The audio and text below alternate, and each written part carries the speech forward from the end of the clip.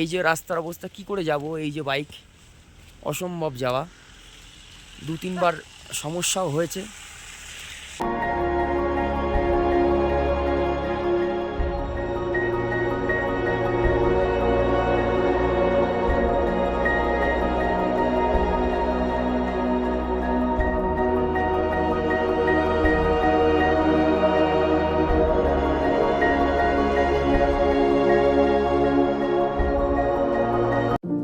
Very good morning from Lachen. আমরা এখন লাচেন থেকে 5 কিলোমিটার রাইড করে চলে এসেছি। আর আপনারা দেখতেই পাচ্ছেন সকাল থেকেই কেমন স্নোফল শুরু হয়ে গেছে। তো তার মধ্যেই আমরা রাইড করে এগিয়ে চলেছি। আমি তো লাইফে ফার্স্ট টাইম স্নোফল দেখছি, তো আমার খুবই ভালো লাগছে, আমার খুবই এক্সাইটেড লাগছে। কিন্তু আর একটু দূরে যেতেই আমরা বুঝতে পারি যে রাস্তাতে ব্ল্যাক আইস জমা শুরু হয়ে গেছে। তো তখন কি হচ্ছিল, আমাদের বাইকের চাকাগুলো স্কিড খাচ্ছিল। তো সেখানে আমাদের ভীষণ ভয় লাগে। আর সামনে যে গাড়িগুলো যাচ্ছিল আমাদের সঙ্গেই, সেইগুলো ব্যাক করতে শুরু করে দেয়। কারণ এই মুহূর্তে যেরকম স্নোফল হচ্ছে, আর ওপরে যাওয়া এই মুহূর্তে সম্ভব নয়।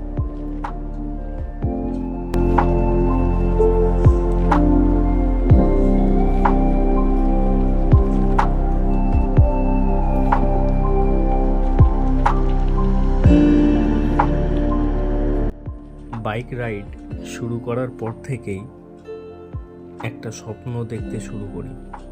আর 5টা বাইকারদের মতোই আমিও বন্ধুদের সাথে একদিন গুরুদাংমার লেককে ছুঁয়ে দেখব। তাই এই স্বপ্নটা অনেক আগে থেকেই আমার মনে বাসা বেঁধেছিল। তাই এত কাছে এসেও আমরা গুরুদাংমার লেককে দেখতে পারবো না, মনের মধ্যে ভীষণ কষ্ট হচ্ছিল। কিন্তু তার সাথে একটা জেদও কাজ করছিল, আমরা যাবই। তাই আমি আর তন্ময়, আমরা দুজনেই আবার বেরিয়ে পড়ি। তখন সময় হয়েছে 1:42। জানি না আমাদের জন্য রাস্তায় কি অপেক্ষা করছে। আমাদের ফোনে নেটওয়ার্কও নেই। কখন যেতে পারবো, আদেও কি আমরা পৌঁছাতে পারবো কি না, সেসব আমাদের মাথায় এখন চিন্তাই নেই। আমরা যেটা স্বপ্ন দেখেছিলাম সেটা পূরণ করার উদ্দেশ্যে আমরা আবারও রওনা দিয়েছি। সূর্য এখন অনেকটা দেখা যাচ্ছে, আর এই সূর্যের আলো পড়ে বরফগুলোতে এমন লাগছে, মায়াবী পরিবেশ তৈরি করেছে, যেন স্বর্গের থেকে কিছু কম অংশে যায় না।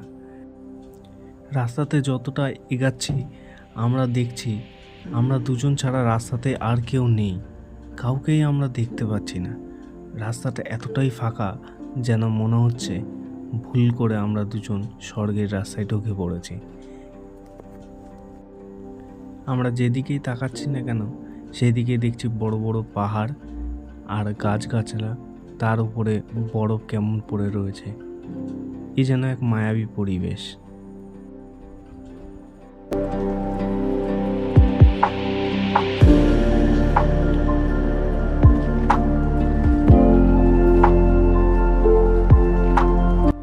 এই যে দুটো পাহাড়ের মাঝখান দিয়ে দেখতে পাচ্ছেন, কেউ যেন সরু করে লাইন টেনে দিয়েছে।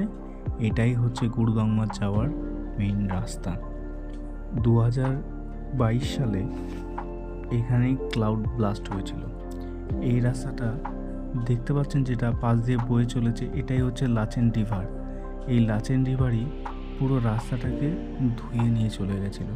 এর অবশিষ্ট যে জায়গাটা রয়েছে পুরোটাই নষ্ট হয়ে গেছিলো।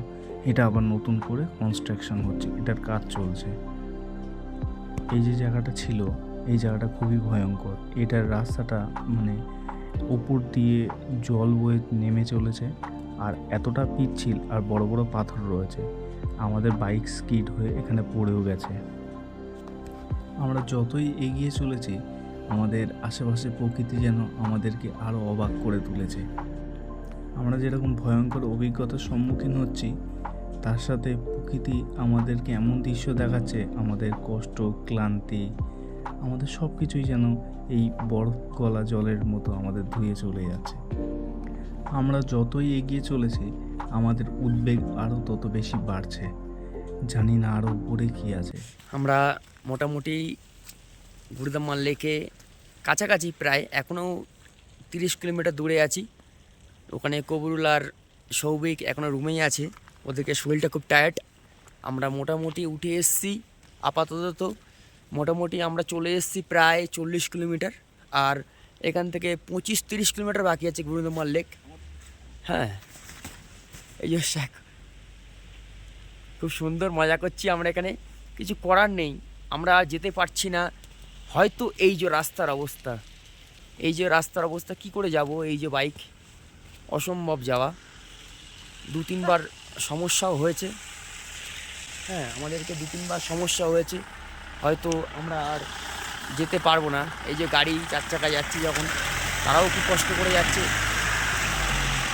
এই দেখো, হয়তো একটু যেতে পারি, আমরা বলতে পারছি না ঠিক কী হবে না হবে। ওপরে গিয়ে আবার নামতে হবে না, এখনও তো 3টে 3:30 বেজেই গেছে প্রায়। পুরোটাই বরফের মধ্যে দিয়ে রয়েছি আমরা এখন। রাস্তা মানে স্নোফলসে, সকাল থেকে স্নোফলস। এই যে প্রীতম বরফ নিয়ে খেলা করছে, এই যে শুধু বরফ ছুটছে, ভাই আমার বরফ ছুটছে। না, আর ওঠা যাচ্ছে না। রাস্তার অবস্থা তো দেখতেই পারলেন কতটা কষ্ট করে আমরা আসছি। আপনারা হয়তো যারা বাইক চালাচ্ছেন বা আমাদেরকে যারা দেখছেন বুঝতেই পারছেন কতটা কষ্ট করে উঠে এসেছি। এর উপরে আর যাওয়া যাচ্ছে না, আমাদের রিস্ক হয়ে যাচ্ছে। তাই ভেবেই নিলাম সুস্থ থাকতে পারলে, ভালো থাকলে আবার আসবো, আবার দেখবো তোমায়। এই বরফাবৃত পাহাড়, এই স্বর্গের মতো অনুভূতি আমি আবার করতে চাই। আবারও না যেতে পারলে আবারও আসবো। এই যে দৃশ্য, এই যে প্রকৃতি যে এইভাবে সেজে উঠেছে, আমরা এই যে দেখে ফিরছি, এটার একটা আলাদাই অনুভূতি। এটা কোনোভাবে বলে বোঝানো যাবে না। আজ যে আমরা এই ঘুরতে বেরিয়ে এই অভিজ্ঞতাটা অর্জন করলাম, কখনোই স্বপ্ন দেখা থামাতে নেই, স্বপ্ন দেখেই যেতে হয়। আর এই স্বপ্নকে বাস্তবে রূপান্তর করতে গেলে তার জন্য কঠিন পরিশ্রমও দরকার। কত সুন্দরভাবে এই প্রকৃতি আমাদেরকে এই জিনিসটা বুঝিয়ে দিল।